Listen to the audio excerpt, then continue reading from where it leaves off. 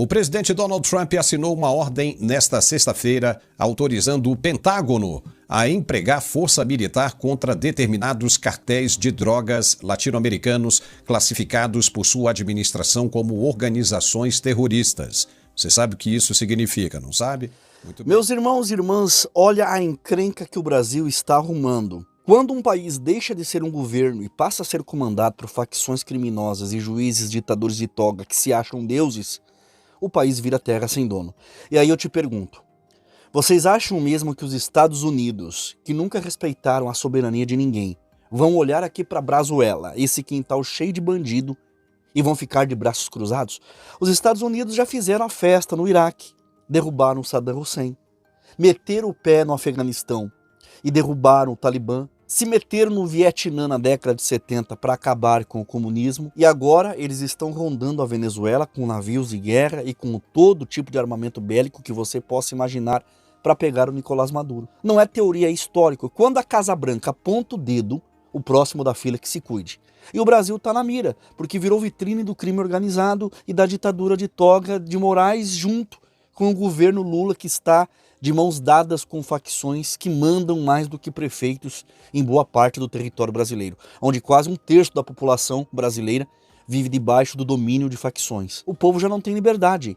É refém do tráfico, do crime e de ministros que se acham donos da democracia e de um governo corrupto e nefasto. E quando um país chega nesse ponto, vira prato cheio para intervenção. O Trump não é santo, mas ele não engole desaforo. E ele está vendo que esse circo aqui no Brasil virou uma ameaça continental. E não vai custar nada ele mandar recado em forma de míssil, já que a Lei Magnitsky não intimida os capa preta e nem o governo. E o estopim por Trump invadir o Brasil pode ser justamente essa mistura explosiva de crime organizado com o comunismo protegido pela ditadura de toga. E se o Império Norte-Americano decidir intervir, não vai ter choro nem vela, porque o mundo inteiro sabe que o Brasil já foi vendido por Lula e pela sua quadrilha. O povo brasileiro precisa acordar, nós não estamos diante de um governo, mas de uma facção que veste terno e fala em democracia enquanto negocia com o crime organizado e entrega o país ao caos.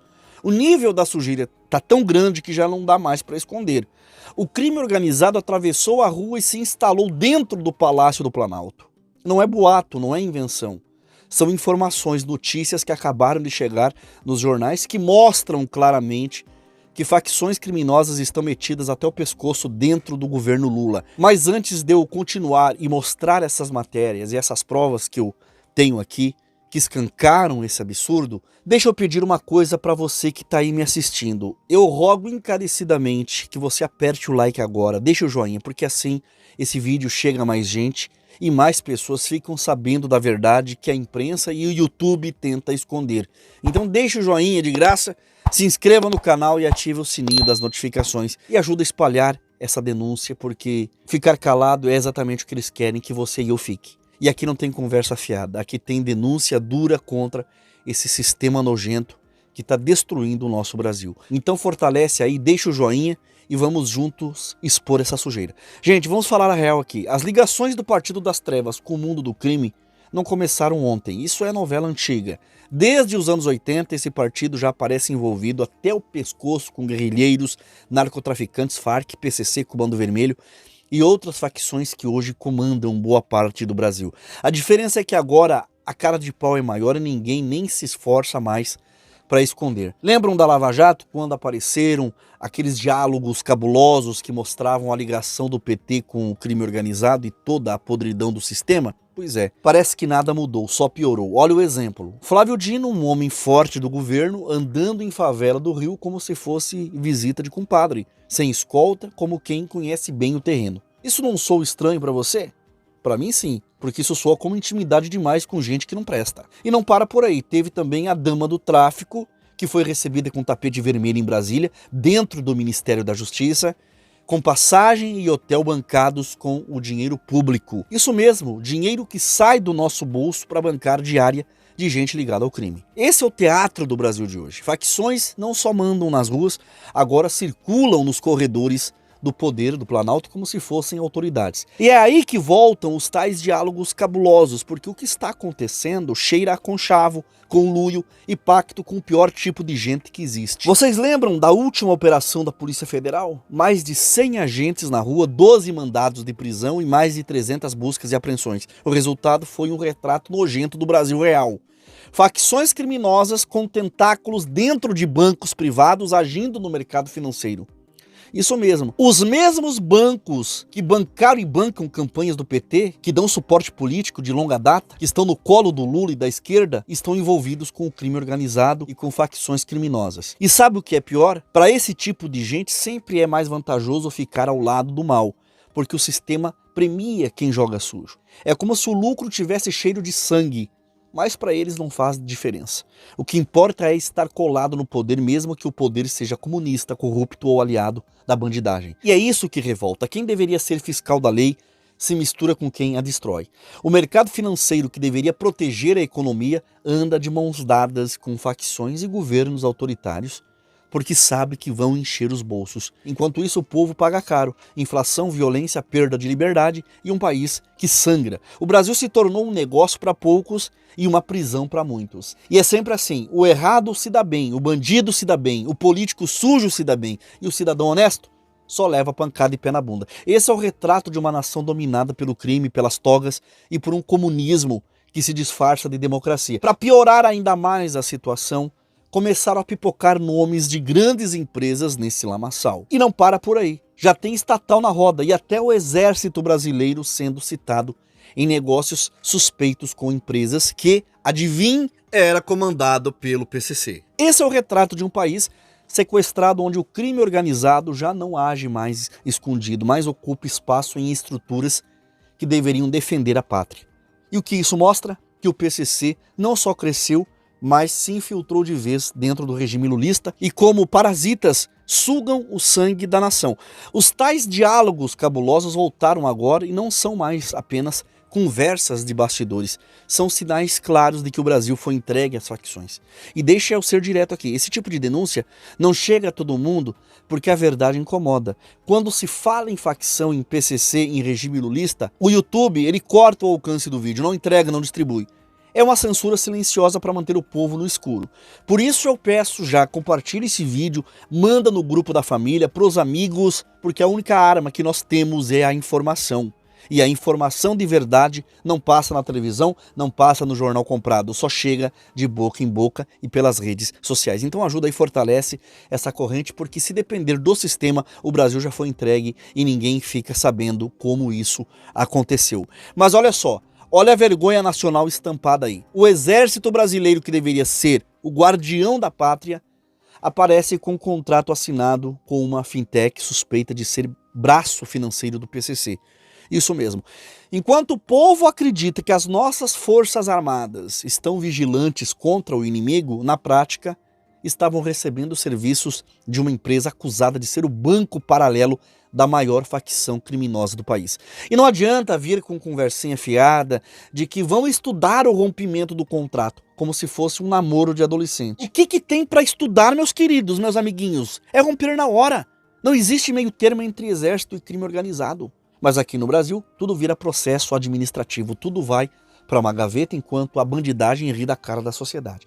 E detalhe, o valor do contrato pode até parecer pequeno, R$18 mil para fornecimento de maquininhas de cartão. Mas não é o dinheiro que importa, é o símbolo da infiltração. Uma facção criminosa com um contrato ativo dentro das Forças Armadas, assinadinho em agosto agora, com validade de 1 ano, como se fosse um negócio normal. Isso mostra o tamanho do buraco em que o Brasil está metido. O crime não está apenas nas vielas de favelas, está dentro de instituições que deveriam nos proteger. E se o PCC consegue chegar até o exército, meus amigos, significa que não existe mais muralha de proteção. Significa que o país já está de joelhos. Isso não é descumprimento contratual, é traição à pátria, é a entrega da nossa soberania em troca de migalhas. Vamos deixar bem claro aqui, tá? Eu não estou dizendo que o exército assinou o contrato já sabendo que a tal fintech tinha ligação com o PCC. Mas alguém em algum lugar fez essa ponte. E quando essa conexão vem à tona, a atitude esperada era só uma: romper imediatamente. O comandante das Forças Armadas Não precisava de reunião, de relatório, de estudar a viabilidade. Bastava bater na mesa e dizer: acabou! Qualquer suspeita de ligação com facção criminosa deveria ser o suficiente para cortar o vínculo no mesmo minuto, na mesma hora. Mas o que fazem? Abrem processo administrativo, pedem tempo para analisar e empurram com a barriga.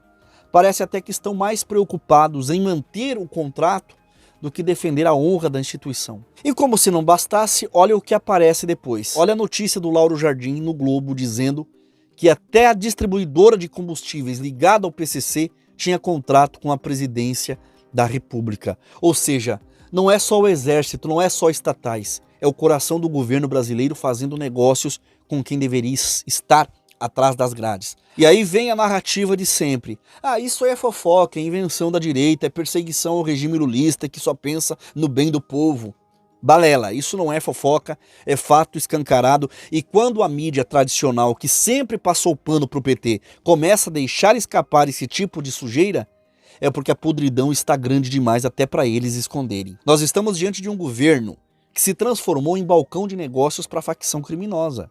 O Donald Trump fez pressão para que o Brasil reconhecesse o PCC, o Comando Vermelho e outras facções criminosas como grupos terroristas. E isso foi negado pelo governo Lula. E diante a tudo que eu já falei até aqui, vocês sabem bem porque o PT não classifica as facções como terroristas. É por causa desse conluio, dessa associação entre o PT e as facções. O governo do Donald Trump tem se posicionado para combater o grupo de narcotraficantes, fazendo disso uma das principais prioridades de sua política externa para a região da América Latina. Essa postura resultou a classificação de cartéis mexicanos e grupos venezuelanos como organizações terroristas, além da presença militar americana na costa da Venezuela para combater o narcotráfico. O governo Trump já deixou bem claro que não passa pano para ditadores e para o tráfico. Ele sabe muito bem que Nicolás Maduro não é só um tirano qualquer, mas é o cabeça de um cartel internacional que destrói a Venezuela e espalha droga pelo continente. A prova disso é a recompensa de 50 milhões de dólares que a Casa Branca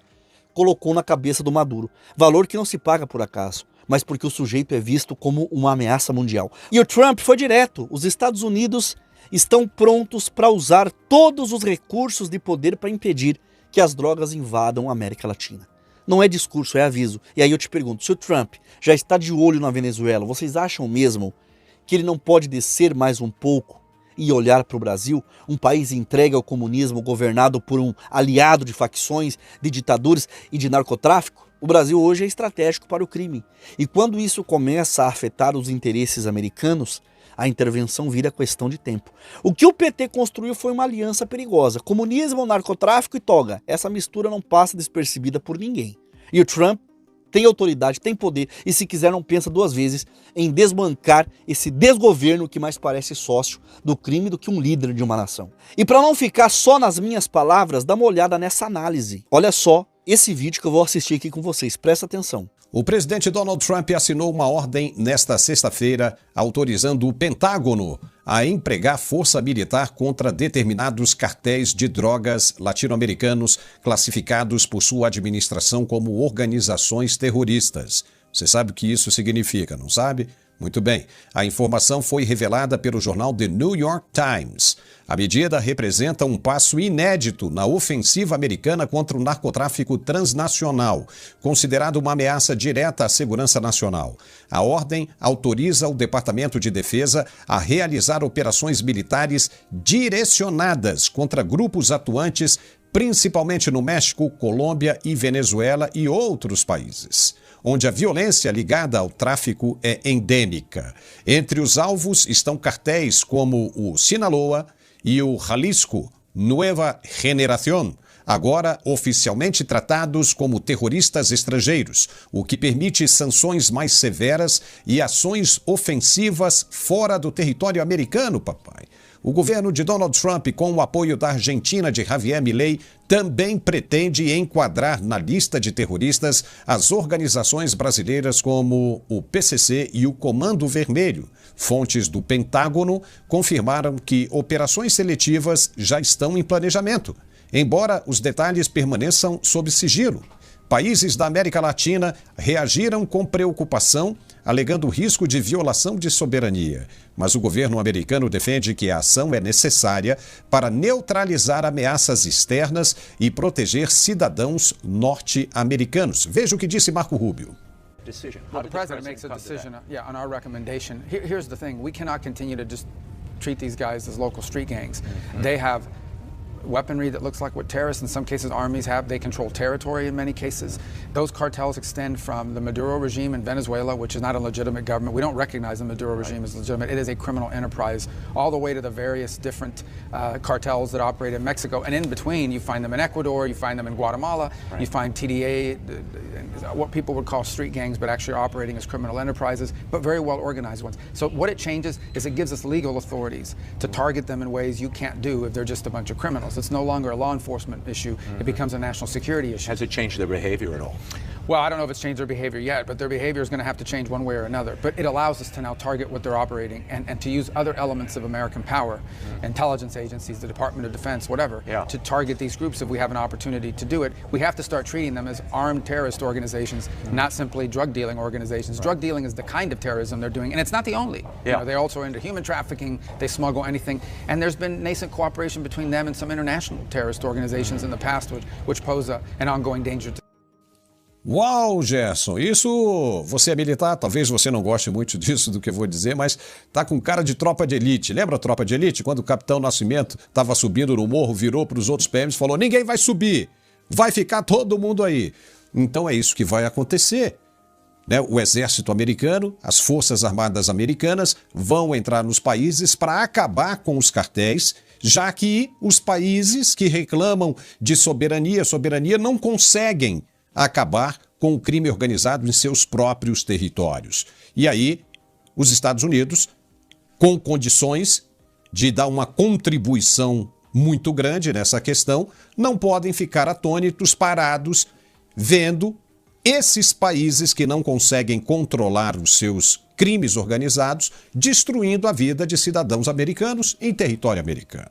Então, os caras vão agir como aconteceu no Iraque, quando entraram lá para pegar o Saddam Hussein, como entraram no Afeganistão para pegar o Osama Bin Laden. Vão agir. E agora, como é que fica, Gerson?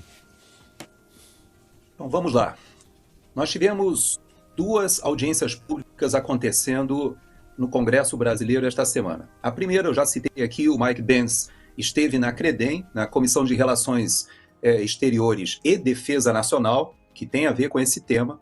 Mas também nós tivemos o tratamento da vaza-toga sendo, de certa maneira, esmiuçadamente esclarecido na Comissão de Segurança Pública e Combate ao Crime Organizado.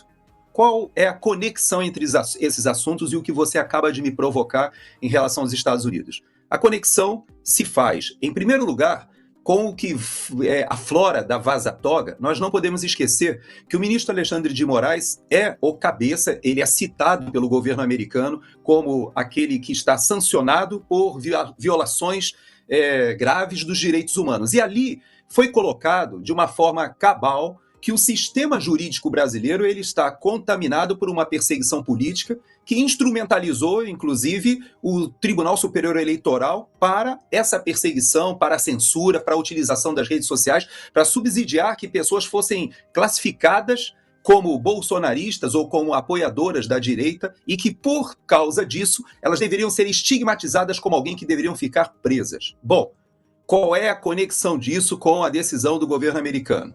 Veja que eu vou estabelecer primeiro uma conexão sutil e depois uma conexão direta com a outra comissão. A conexão sutil é que o nosso jornalista Sérgio Tavares, ele lançou o seu documentário em Portugal esta semana e há uma peculiaridade. Neste documentário, ele fala não somente de um ministro falso juiz, dizendo que o nosso ministro sancionado é um psicopata, ele coloca dessa forma, mas ele vai além. Ele diz que o crime organizado no Brasil, ele tem braços e grande influência política. Bom, quando ele faz essa acusação, inclusive o filme será lançado amanhã em Orlando também, neste mesmo momento, quando o governo americano, que já vem acompanhando e já inclusive sondou o governo brasileiro sobre o PCC e o Comando Vermelho, sobre a classificação dessas 2 organizações criminosas como terroristas, é óbvio que essa sinalização não vai dizer para as Forças Armadas americanas dizendo o seguinte: olha, a partir de hoje vocês passam a investigar o que é o Comando Vermelho e o PCC. Claro que não. Já existe todo um sistema de inteligência da CIA, já existe todo um sistema de inteligência, inclusive com a utilização de satélites do Departamento de Defesa hoje, que estão integrados para essas operações que agora passam a ser autorizadas com a junção, como o Marco Rubio falou, de todo o estamento do secretário de Estado, secretário de Defesa e o secretário de Justiça. Ou seja, nós temos uma coligação agora que combate não somente os cartéis mexicanos, colombianos. Alguns desses grupos estiveram ligados à política no Brasil, nós sabemos disso, financiaram ali, as Farc financiaram o Foro de São Paulo e vários dos governos na América Latina durante uma determinada fase receberam financiamentos, depois passaram a receber financiamentos do petróleo da Venezuela e depois até do BNDES brasileiro. Tudo isso é conhecido pelo Marco Rubio. Então, esses assuntos estão coligados. Não há nenhum tipo de inserção ou de intervenção militar americana prevista em territórios da América do Sul, do jeito que talvez alguns dos nossos assinantes, das pessoas que nos acompanham, pensem naquelas intervenções militares no estilo do que a gente viu no século passado. Vimos em Granada, vimos até mesmo no Panamá, até no Haiti. Não. Mas hoje em dia essas intervenções são muito mais sofisticadas. E não podemos esquecer que o governo da Argentina hoje é um governo que já considera a sua secretária Patrícia Bullrich, fez uma declaração essa semana que estará considerando ou envidará todos os esforços para tratar o PCC, o avanço do PCC sobre a Argentina como uma organização terrorista. Então você veja que o cerco está se fechando. Nós temos o Equador passando por grande problema e também já contribuindo com as Forças Armadas Americanas na área de inteligência. Existe uma cooperação do Paraguai que é logística. A nossa tríplice fronteira ali, Argentina, Paraguai e Brasil, já é conhecidíssima das atividades, inclusive da conexão do narcotráfico com os grupos terroristas do Hezbollah. Então, há toda uma rede de terrorismo na América do Sul ligada não somente ao narcotráfico, à lavagem de dinheiro, extração de ouro. Não podemos esquecer que houve uma grande apreensão de ouro em Roraima essa semana. Nós sabemos como está acontecendo ali na reserva Yanomami, do lado venezuelano e do lado brasileiro. Nós temos problemas ligados ao narcotráfico na nossa fronteira, tríplice fronteira, ali em Assis, Brasil, que pega a parte da Bolívia, pega a parte do Peru, Bolívia, Brasil, a parte de Colômbia, ali em Tabatinga. Então nós temos muita dificuldade com lidar com essa questão do narcotráfico, mas essa questão hoje não é somente, como o Marco Rubio falou, de um tráfico de drogas simplesmente. Não, são organizações poderosíssimas que estão lavando dinheiro e entram nas atividades ditas legítimas. E essa lavagem de dinheiro, Paulo, é que preocupa os Estados Unidos, porque no Brasil, o crime organizado, parte dessa lavagem de dinheiro, está migrando para atividades regulares, atividades legítimas. Isso está indo desde o jogo até mesmo ao tráfico de ouro, até mesmo para o tráfico de pessoas. Então a situação é muito grave. Nós temos hoje uma escalada desse tema na América Latina e eu creio que sim. Eu acho que o Sérgio, de certa maneira, fez uma denúncia internacional de que o crime organizado no Brasil ele tem um braço político muito forte e isso, claro, talvez seja um dos assuntos que o Paulo Figueiredo e o próprio Eduardo Bolsonaro serão chamados para esclarecer qual é o nível de interligação e qual é a probabilidade do Congresso brasileiro achar uma solução. Diante de tudo isso, fica claro que o Brasil não é mais governado por políticos, mas por uma máfia institucionalizada que se disfarça de democracia, misturando toga, facção criminosa e comunismo em um único pacote de destruição nacional. As denúncias mostram o exército assinando contratos suspeitos, ministérios do governo abrindo as portas para gente ligada ao tráfico, facções criminosas infiltradas no coração do governo e uma população inteira refém de quem deveria protegê-la. Enquanto a mídia finge que não vê, o país afunda cada vez mais, restando apenas o povo abrir os olhos e denunciar e resistir.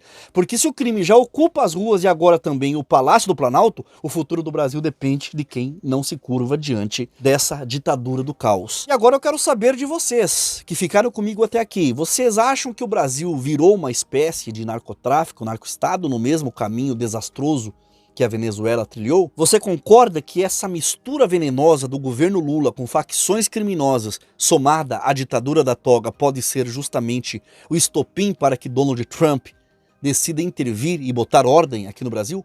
Deixe a sua opinião aqui embaixo nos comentários, porque a tua voz é fundamental, a tua interação fortalece esse canal e ajuda a espalhar a verdade que tanto querem calar, que querem abafar. Compartilhe esse vídeo com os teus familiares, com amigos, colegas das suas redes sociais e contatos e grupos aí do teu celular.